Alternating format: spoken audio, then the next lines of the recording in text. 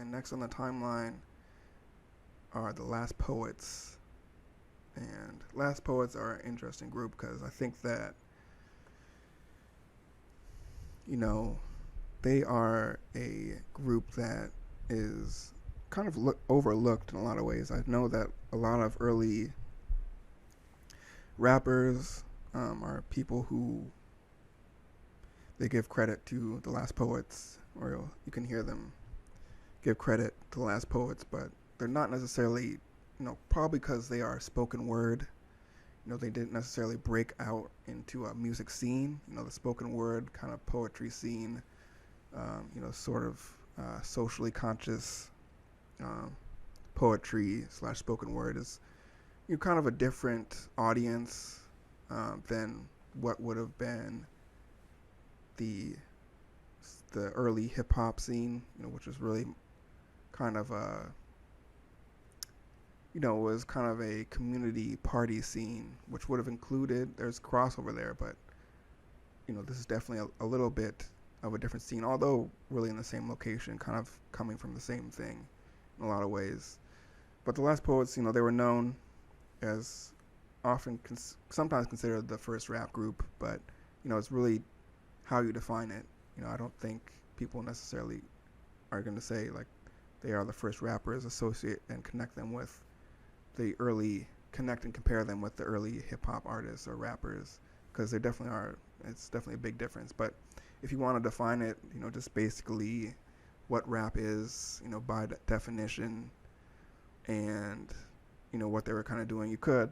But what's most importantly is they just have that, spoken word plus the background music instrumentals that we talked about, which was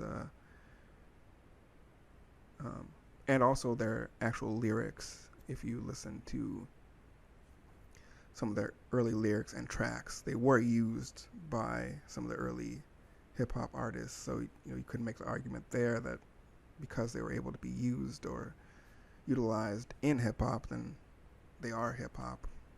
I don't know. It's not a debate that I would really want to get involved in. I'm just interested in their innovation and influence on the timeline. And they really grew out of the black arts movement. And that was socially and politically aware art and literature movement of the 1960s. And they first performed in Marcus Garvey Park in Harlem, New York. It was for a gathering in honor of Malcolm X in 1968.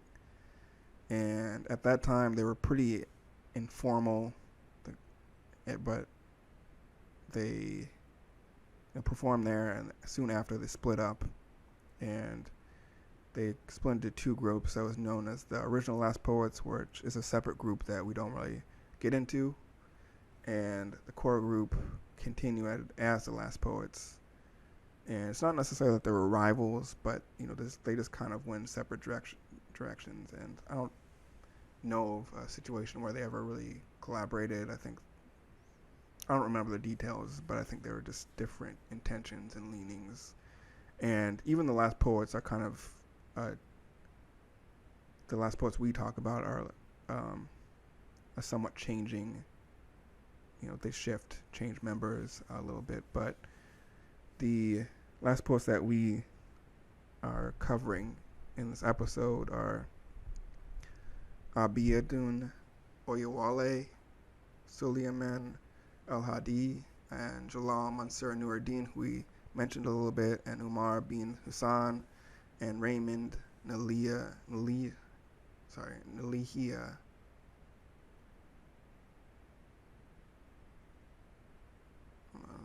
I spelled his name wrong in my notes, I just realized.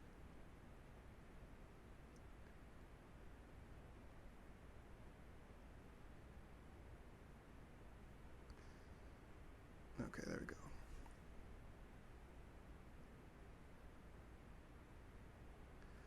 And Raymond Elijah Hurry.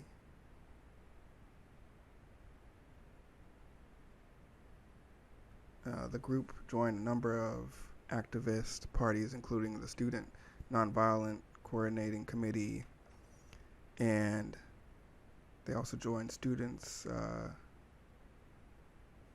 for a Democratic Society and the Black Panther Party. Um, they ended up splitting up into separate group in the early 1970s, and that's why I was saying that they continued to these groups kind of continued to splinter and perform. When you look at their albums, you'll see different members on different tracks and different for different albums, and a lot of them had kind of their own thing going on. So they're always kind of an informal group, but the Last Poets that we're referring to, the main split is the original Last Poets and the Last Poets. And they were basically just known for spoken word over percussion. That was, and socially conscious lyrics. They were really infused with content about racial oppression and social justice. And they were signed by producer Alan Douglas, and they released their debut album, The Last Poets, in 1970. And in 1971, This Is Madness, which included jazz and funk-inspired backing instrumentals, which was their next album. And, so they kind of continued to build towards this hip-hop sound. And you have to remember that the formal hip hop formally did not exist until 1979, roughly. As far as commercial releases and hits, 1979 was the year. Prior to that, you could argue that there were tracks out there. And of course, this is an example of some of the early, those early sounds. And so in 1973,